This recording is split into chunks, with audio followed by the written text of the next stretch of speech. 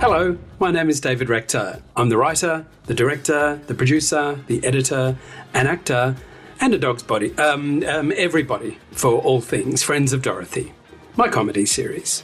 I draw the line at hair and makeup, as I wouldn't know where to start. Anyway, my shows are podcasts and need no visuals.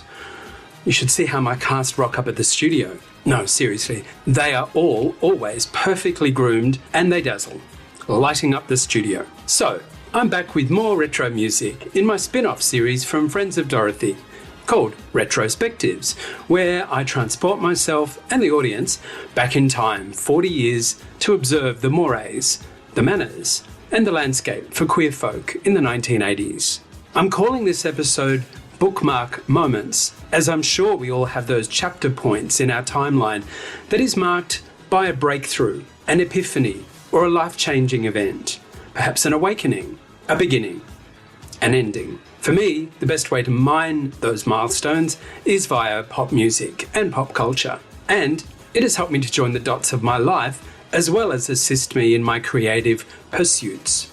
And Friends of Dorothy is the most fertile one to be able to access the pop culture from the last half century. I have some very personal songs to share in this installment, which spans a significant decade, 1974 till 1984, which is when my sitcom is set. I shall present them chronologically, as that makes the most sense. This first track still haunts and moves me more than 50 years on.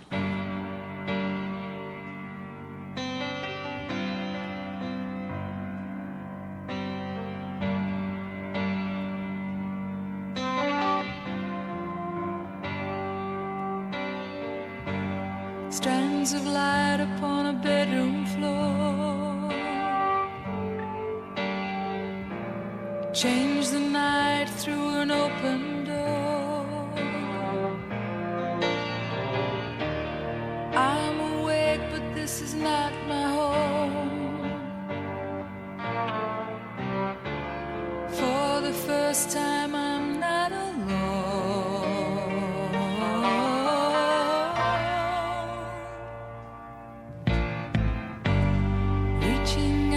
Touch another skin, breathing out as he's breathing in. Deep inside I feel my soul aflame. Can my life ever be the same?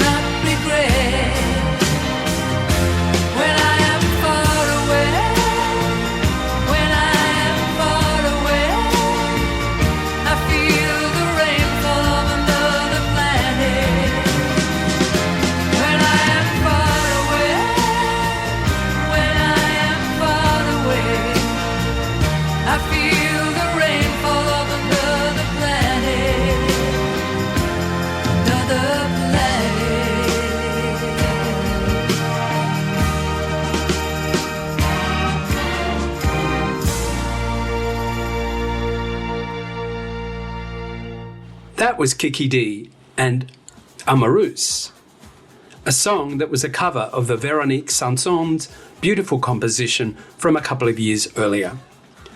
I still have mind's eye images of sitting in my bedroom as a 10-year-old boy on my linoleum floor.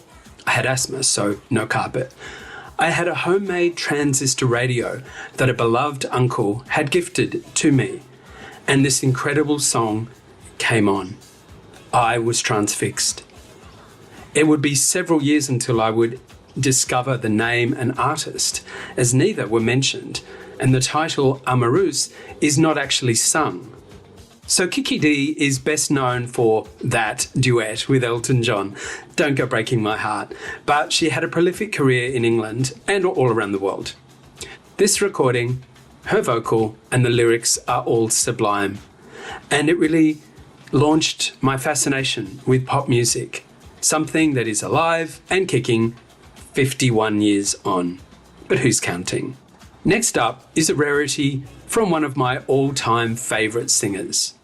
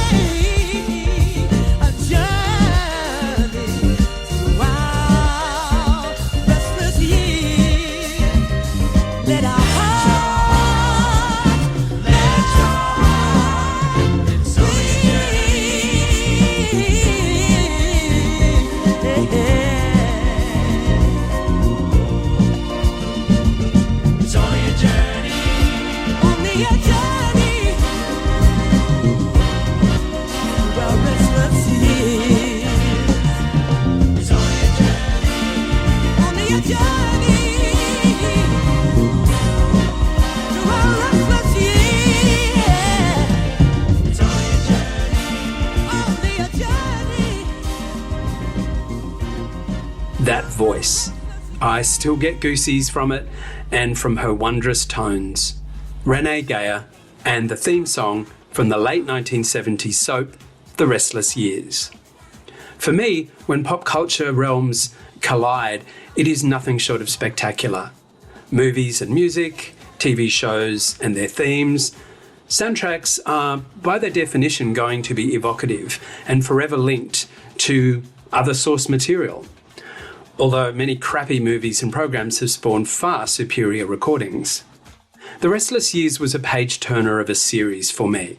I was 13 when it premiered in late 1977, and having already fallen head over heels with Renee Geyer and her music, to have this single, which has never found its way onto an album or a CD or anything, is a treasure and among my most treasured possessions. Yes, an MP3 can be golden, and this one is. The single was only a minor hit for Renee, but it remains a favourite of mine. The Restless Years. It depicted life for a group of high school leavers and their teacher, played by one of Australia's grand dames of acting, June Salter, who I would have the pleasure of working with in the 90s. The bevy of young, spunky, gorgeous players in the cast were among my earliest crushes of both the boy and girl variety, and the series, which was stripped 5 nights a week, knew how to create those amazing cliffhangers and have its audience hold its breath for the next instalment.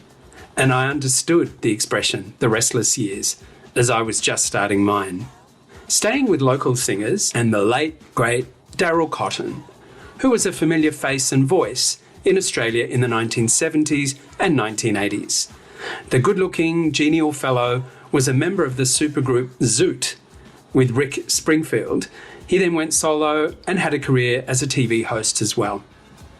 This 1978 hit, Don't Let It Get to You, was just perfectly timed medicine for me in the middle of my restless years.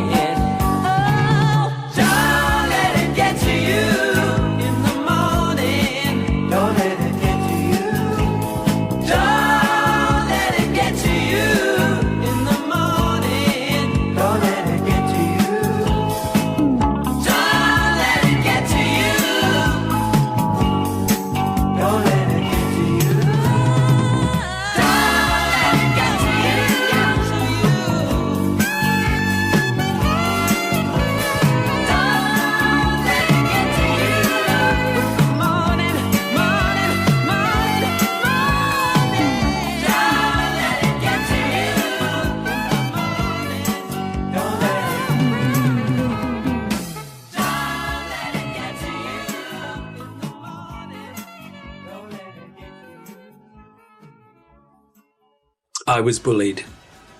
A lot. As I'm sure that resonates with many in the audience here. From an early age, other children perceived that I was different, and not only treated me that way, but vilified it and used a lot of reductive behaviour and words with me. It left its mark. My parents didn't really know what to do. I turned to my beloved pop music, and this song was just so soothing and a mantra, a motivator, to try to brush it all off and move forwards. I couldn't wait to leave school and home, in part as I felt I needed to find a space and my own kind that would allow me to be happy and live as I intrinsically felt I had to.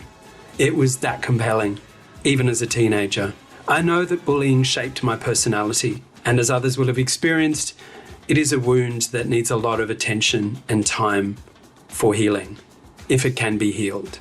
It is something, perhaps one of the only things, that binds the queer community together. Moving on to something infinitely more positive and a sweet, uplifting 3-minute pocket of bliss.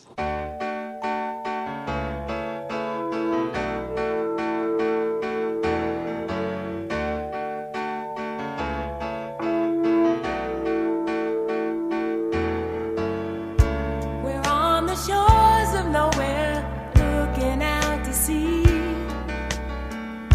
I turn and kiss your face, and you laugh at me. You laugh at me. How do I feel? Well, I feel like praying, feel like saying, feel so good, so right to be with you tonight. So good, so right to be with you tonight. So good, so right to be with you tonight. There is no space between the ocean, you and me, exchanging life force as we live and dream. Together we'll be. How do I feel? Well, I feel like being, feel like singing. Feel so good, so right to be with you tonight. So good, so right to be with you tonight. So good, so right to be with you. Ooh, ooh, ooh, ooh, ooh, ooh, ooh. Ooh, ooh, ooh, ooh, ooh, ooh. You make me feel so young, the way you laugh and play, like a child in the sun. You know I want to stay. Love this way. How do I feel? Well, I feel like praying, feel like saying, oh, so good, so right to be with you. So good, so right to be with you tonight. So good, so right to be with you tonight. So good, so right to be with you tonight. So good, so right to be with you tonight. So good, so right. Hey, babe. So good, so right. You know it feels so good. So good, so right. To be with you tonight. So good, so right. To be with you tonight. So good, so right. To be with you tonight.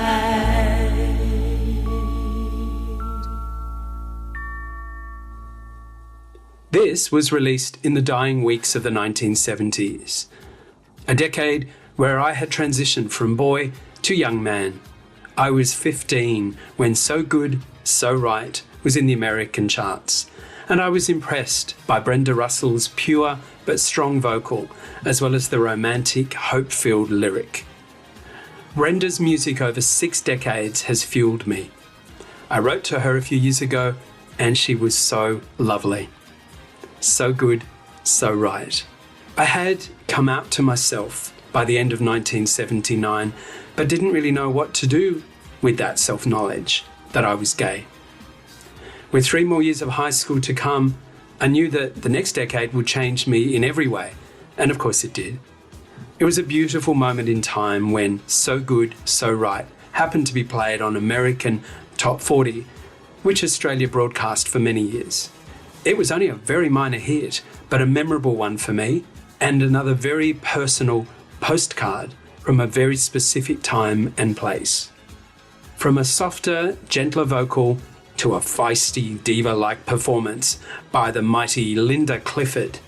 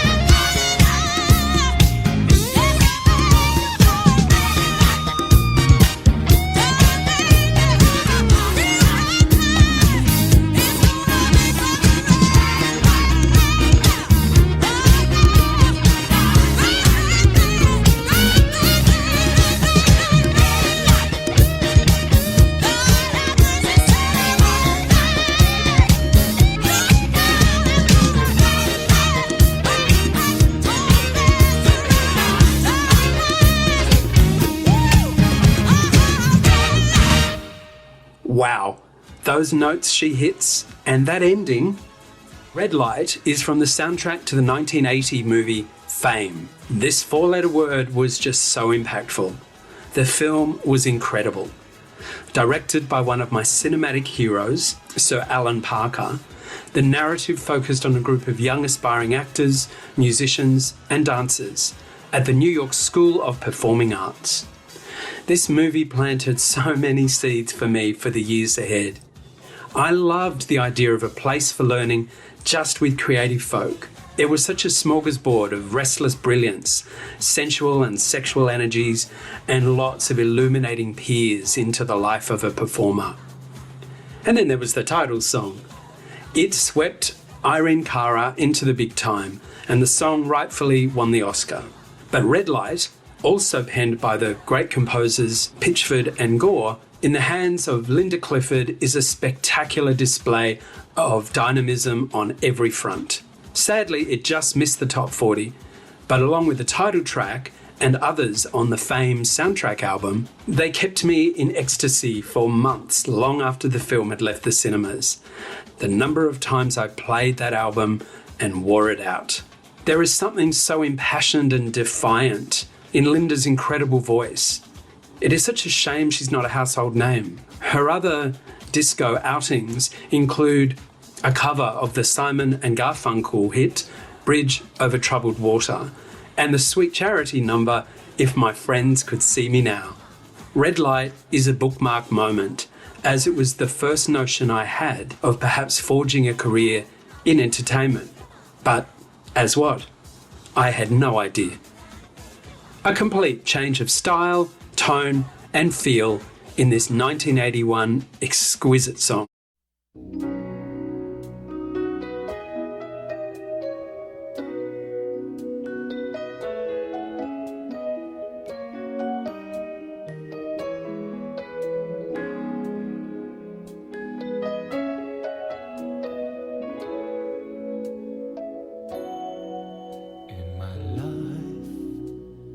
Felt so self-assured, but suddenly it's all changed.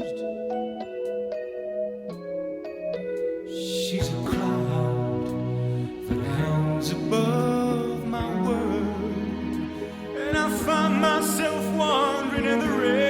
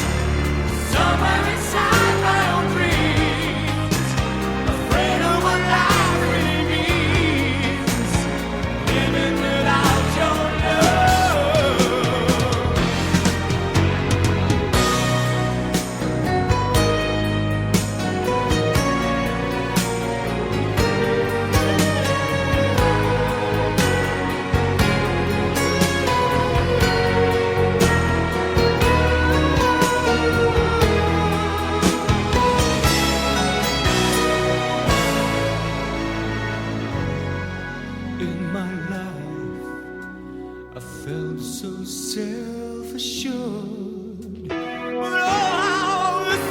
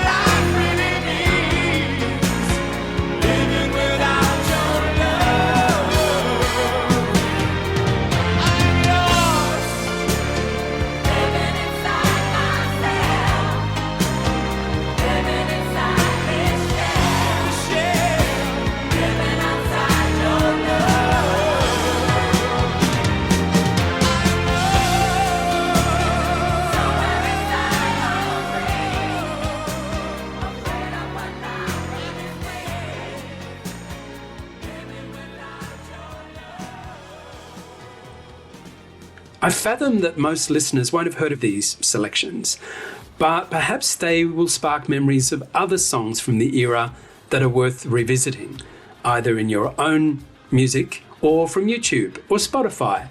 Plug, plug. That gem was Canadian Gino Vanelli's power ballad, Living Inside Myself. I just adore the lyrics, and I identified so strongly with them about the interiority that I felt as I moved through the world. It's a great line in there. I was young, time was on my side. So beautiful. Poetic pop had been there all along. Yes, I favoured the disco and the silly and the repetitive, but the soulful work of artists like Harry Chapin, Neil Diamond, Billy Joel, Jerry Rafferty, they all had an impact as well. As a gay man, I've often felt like I lived inside myself. And I reckon most LGBT folk have at one point or another on their travels on the road of life. This is another song I felt I had to myself, because in Australia it wasn't a hit, but was huge in North America and Canada. Male vocalists were few and far between in my collection, but Gino and his big voice and big hair struck a chord with me, and I have several albums and CDs of his music, and of course MP3s, so that I could share this soulful piece of retro pop. This brings me to my final selection in the Bookmark Moments episode, and yet another that nobody has heard of, unless you're a fan of this superstar artist. She's a writer, a performer, a guitarist, a producer, and a philanthropist. That's hard to say. She also possesses one of the finest and most unique voices in music.